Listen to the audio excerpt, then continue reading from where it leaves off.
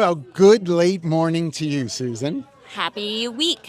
What day is today? I know, Wednesday. Wednesday. Happy Yes. Wednesday. In our organization at Humoriso, it's Woof Woof Wednesday. Woof Woof Wednesday. We post pictures of dogs. Well, I have a new dog, actually. We just got in July. Her Okay. name is Crosby. I've never been a dog owner before, so this is a new experience. In your entire life? This My is the entire first time? life, first dog. So why? Because my daughter did 2 Canva presentations begging me for a dog. Yes. 2 Canva presentations. I mean, I love that. She was very, very, very persuasive. She's driven? A little bit like me, yeah. I was going to say, I don't know where she would get that from. That's But of so, course, guess who's taking care of the dog? Yeah, right. Mom. Right. You sound like my wife. I'm like, you wanted the dog, but you're the one who's trained, not the dog. That's right. But I will say her name's Crosby. She's an Australian Labradoodle. She's you have real to cute. Text me a picture. We'll put her up on Wolf Wolf Wednesday. I will. So again, everybody get to talk with Susan LaMotte today. I would love for you to give a little bit of background on, because it will be surprising, but some people may not know your story. Can you walk us through how you got where you are and obviously ultimately being a part of things here? Yeah, for sure. So I am Susan LaMotte. I am the Vice President of Employer Branding for Shaker. Prior to this role, we were just acquired by Shaker. I ran a company called Exaqueo. We were an employer brand and experience consulting firm. I did that for almost 14 years. And then prior to that, 14? I know, isn't that wild? I have grown up in the space. So I've spent almost 25 years at what I always say is at the intersection of where business meets behavior. Yep. So I've always been fascinated about how we have this employment relationship, right? This relationship with work. And we have to figure out how we can have that impact and have this relationship with work, but also recognize we're working for businesses that need to make money and have a mission and all of those pieces. So I spent my whole career in HR, from Marriott to Ritz-Carlton. I spent some time at Anderson, Home Depot. Yeah. So I've been everywhere. So just to pick on one thing you said. Yeah. So the interest in this for you, when it really drilled down, is that because you had unfavorable experiences as an employee early on, or was it always kind of something that you were interested in from an educational standpoint? For me, it was, I've always had a really strong work ethic from being a kid, and my parents instilled that with me. I think I've had over 36 jobs in my life. So I'm 50, 36 jobs. You can do the math. Yeah.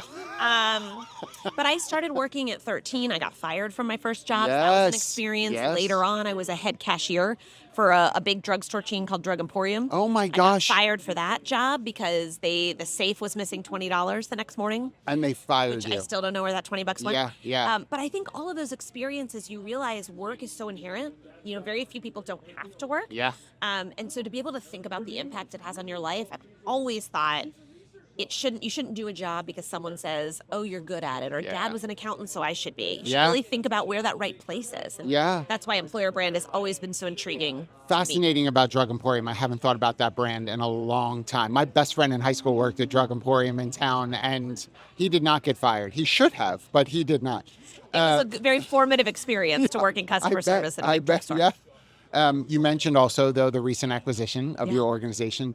So, as we were talking earlier, the A word is happening a lot, right? There are companies being acquired, scooped up, but knowing you and how much all of what you just talked about matters to your philosophy of work. Why now? Why Shaker?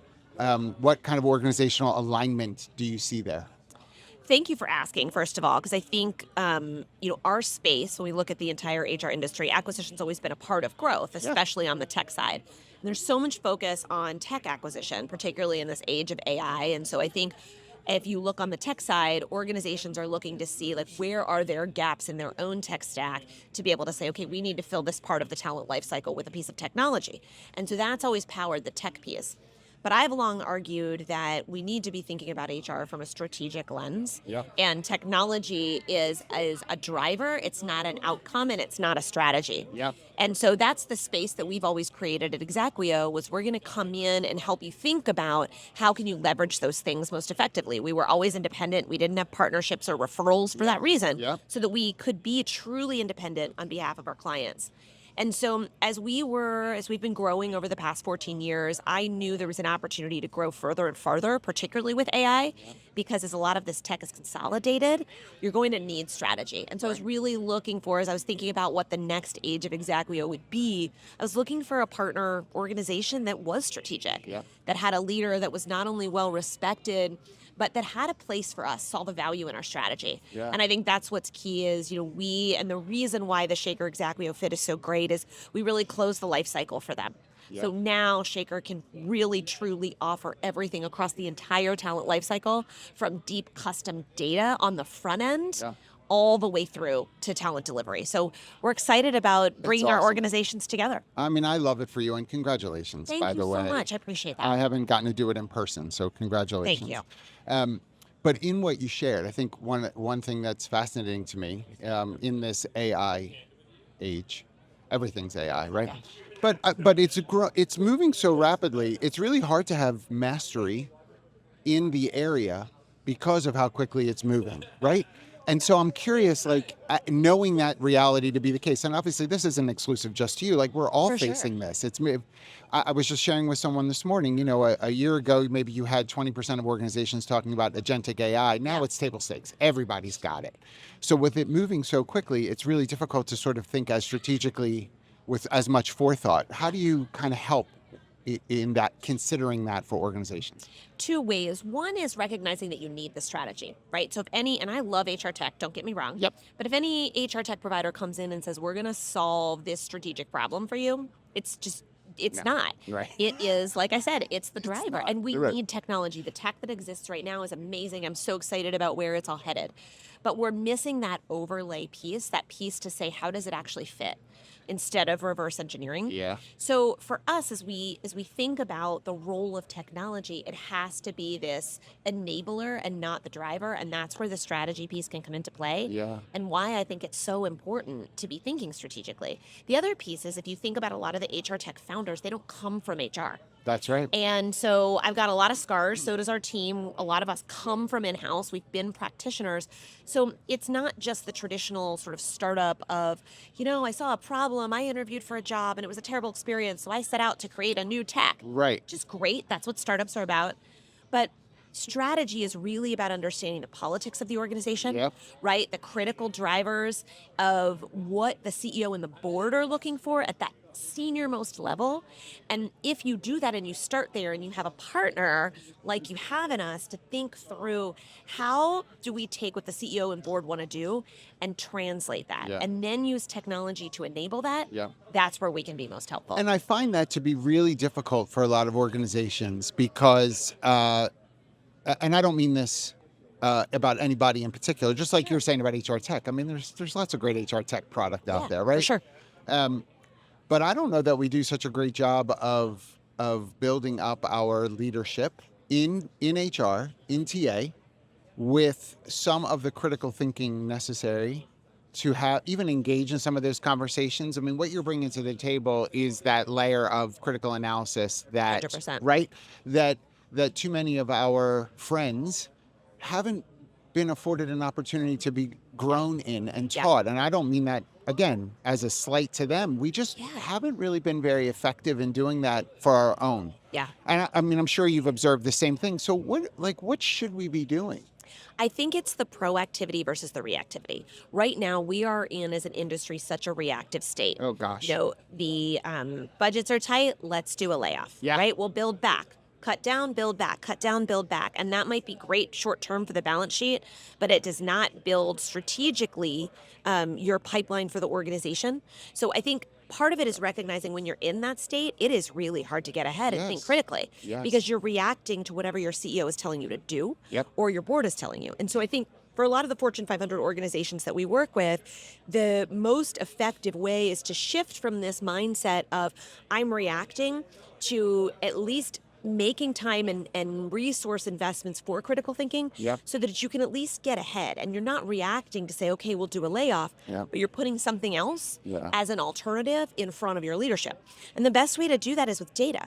I think so much of the time HR reacts to the data they're getting from tech as opposed to saying, what is the data we need? And then going out and seeking that. And I'll give you an example. Just this morning, we presented to a client in the healthcare space, and we did a culture assessment for them to help them understand, here's where your employees feel like they currently are culturally, and we have the dimensions that we measure, and here's where they want to be. Yeah. That doesn't mean that the leader reacts to that and says, oh, shoot, like our employees want to be more, developmentally strong. Right. We need to shift our culture to be more of a learning culture. No, it's where does the organization need to be? Yeah. As a leader, what it did is it helped that particular CEO that we presented to say, here's where your employees are. Do you want them to be here? Yes. Here's what they need. They're saying they need. Is that, if you give them that, is that going to drive the organization forward? Right. This is a high growth company. Yes. So quite frankly, they shouldn't be putting all their energy into development and learning and growth. It is on the fly. It is taking initiative. And so he now knows, okay, I've got a lot of change management to do. Yep. I have a lot of communication to do. Yep. That's the critical thinking piece we love. And it's, it's so interesting. Honestly, we could talk for hours, but, it's so interesting because sometimes we look at the ideal, and I'm not taking away from the fact that it is the ideal. And so I'll use a different example, right? When you think about fitness health. Yeah. And you're like, gosh, at my height, I should be this much weight. My waist should be a 34 or whatever it is, right? For a guy, I'd say 6 foot, I should be a 34-inch waist. Okay. Well, you're at a 44 right now. And so when I show you the data that says 34 is most ideal. Yeah. I'm not taking away from the fact that 34 is most ideal, but 44 to 34, that's a journey. Yeah. And so sometimes what we do when we look at the data is say, this is where everything's firing on all cylinders, but you're so far away from that in significant ways, that's too much of a jump. Yeah. And we have sometimes the process of trying to win people over to say incrementally, with effort and intention, we'll get there. But to try to go from 44 to 34 in a month, it's impossible. It's impossible and unhealthy. Yes. Right? Yes. And I think that's where, again, I'm curious, do you find that more leadership is open to that kind of conversation from you and the team? Yes is the short answer. Yep. However, I think there's 2 myths we need to dispel. One is that everybody needs to even get to the ideal.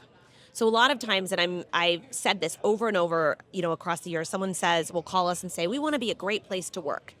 And I say, for whom? Right? Because ultimately, we shouldn't all aspire to be number one on a list. If you're going through change or transformation, or you're in a certain place, maybe you're coming out of bankruptcy, it's really important to have the critical thinking around where the org is, and then figure out the strategy for that. So, for example, if you are using your health analogy, if your genetic body type is such that no one in your family is ever going to get to a 34. Or, quite frankly, you like cupcakes. Right? And they make you happy. Yes. You have to figure out what your ideal is. Yes. And I think this is the problem, is we're so focused on best practices. It's like, oh my gosh, look what that company's doing over there. We want that. Yep. I call it the CEO email effect. Yeah. Where your CEO reads something in the Wall Street Journal or the Economist or Fast Company and says, what are we doing about this? Yes. Goes and to then a all of a listage sudden, group and all. Yes. It's the flurry. Like, let's create an initiative. Let's have a working team. No one ever stopped to critically think and say, well, we shouldn't be doing this. Or how do we know, what are the results here? How do we know that what they're doing is right? Yes. Even though they've got that short-term data that might say that, what's the long-term effect? Right. But that's the other challenge with AI, is we're losing the opportunity to teach people how to critically think. Correct. Which is a huge concern of mine. And I love AI and I use it every day. No, of course. But I think we're seeing the deficit of that. I totally agree. 100%. So, like I said, we could talk for hours. I'm so glad you stopped by. Thank you you for doing this as well. And best of luck in these next steps. Right? Thank you. I appreciate It's going that. to be awesome. I'm Thank so you. excited to see the success. Thanks, Susan. I appreciate it. Thanks for your time.